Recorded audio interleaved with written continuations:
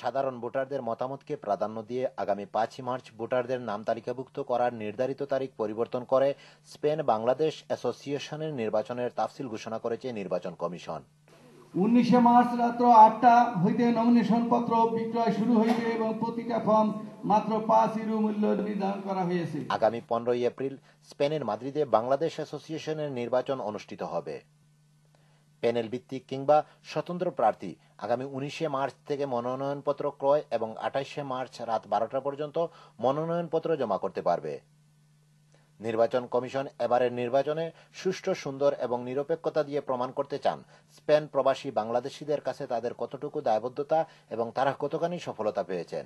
সুষ্ঠু ও নিরপেক্ষ নির্বাচন উপহার দিতে বাংলাদেশ অ্যাসোসিয়েশনের নির্বাচন কমিশন বদ্ধপরিকর। বসবাসরত সকল বাঙালি ভাই ও বোনদের আমরা সবার সহযোগিতা চাই এবং সবার সহযোগিতার মধ্য দিয়েই আমরা একটি সুন্দর নির্বাচন। কর্মব্যস্ত স্পেন প্রবাসী বাংলাদেশিদের সুবিধার্থে নির্বাচন সংক্রান্ত তথ্য এবং ভোটার লিস্টের নাম তালিকাভুক্ত করতে অ্যাসোসিয়েশন অফিস রুমে প্রতিদিন বিকেল 5টা থেকে রাত 10টা পর্যন্ত সেবাদানের জন্য 2 জন কর্মী নিয়োগ দিয়েছে নির্বাচন কমিশন।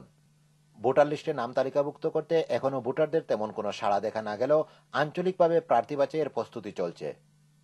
তবে সচেতন ভোটাররা মনে করেন আঞ্চলিকতাকে প্রাধান্য না দিয়ে সৎ যোগ্য প্রার্থী নির্বাচনে আসলে কমিউনিটির উন্নয়নের পাশাপাশি কমিউনিটির গ্রহণযোগ্যতা পাবে নির্বাচিত প্রার্থী।